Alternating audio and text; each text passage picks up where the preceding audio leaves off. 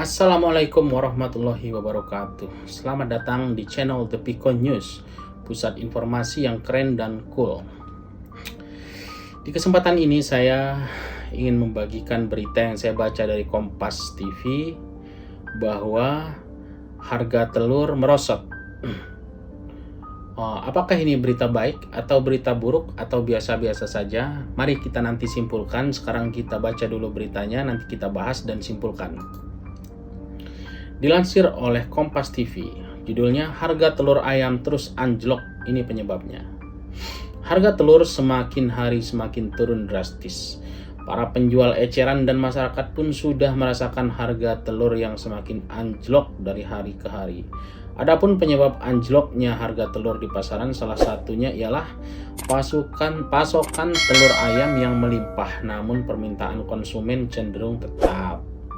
Sementara itu, Kepala Suku Dinas Ketahanan Pangan, Kelautan dan Pertanian Jakarta Barat menyebutkan jumlah penyebab yang membuat harga telur ayam anjlok. Menyebutkan sejumlah penyebab yang membuat harga telur ayam anjlok.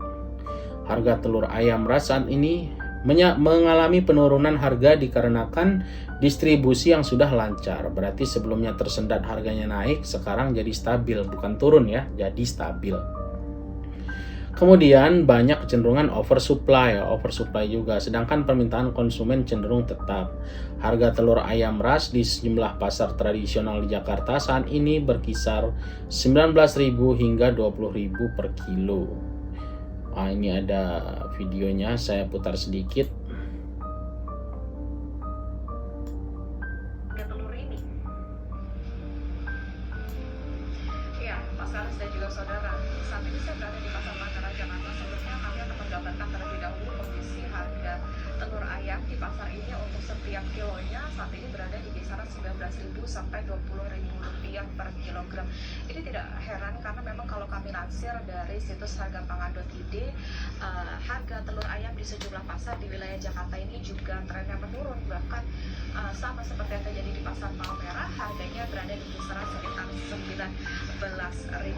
Menurut penuturan pedagang, tadi kami bertanya ke beberapa pedagang telur di Pasar Palmerah ini, memang kondisi ini mengakibatkan harga telur menurun, padahal biasanya seharusnya harga telur per kilogramnya ini dibanderol di atas 20.000 rupiah. Bahkan kalau mendekati hari-hari besar atau hari-hari raya keagamaan ini bisa mencapai sekitar 25.000 rupiah per kilogram.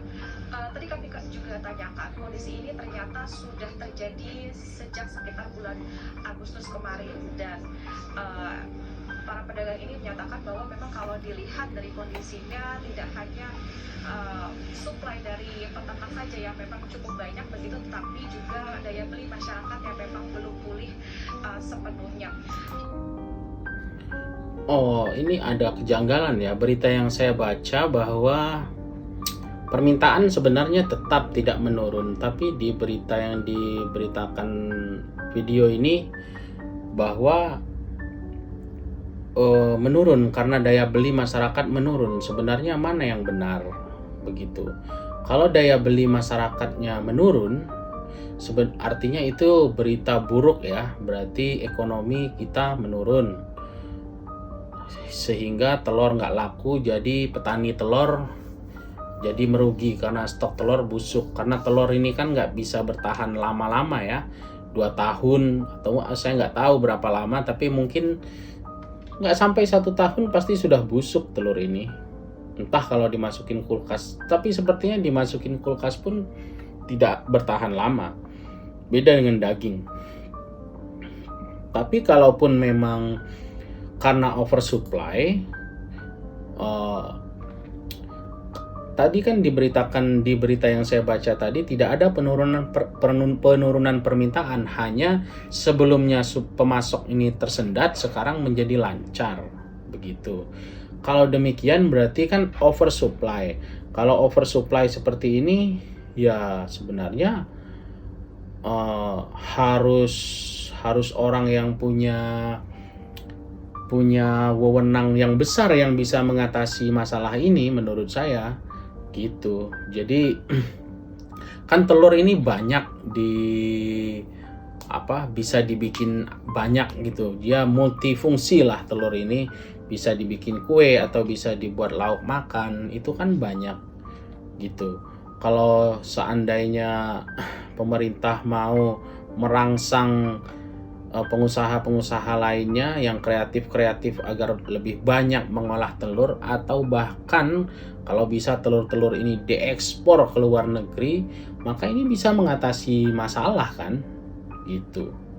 Jadi mungkin konsumsi masyarakat bukan hanya konsumsi telur ya, konsumsi olahan telur ini menurun. Yang sebelumnya orang bikin kue menggunakan telur, bikin makanan lainnya menggunakan telur kan.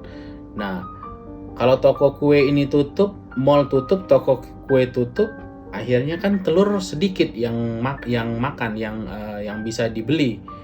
Kira-kira begitu. Menurut saya sih masalahnya mungkin lebih spesifik lagi, nggak sesederhana itu gitu. Pasti ada yang berkurang lah daya belinya. Bukan daya beli artinya kekuatan uang untuk membeli, tapi kebutuhannya aja yang berkurang. Bagaimana menurut pemirsa? Silahkan tulis di kolom komentar. Dan jika Anda dengar bunyi teng-teng, silahkan subscribe, karena subscribe itu gratis. Akhir kata, saya ucapkan wassalamualaikum warahmatullahi wabarakatuh.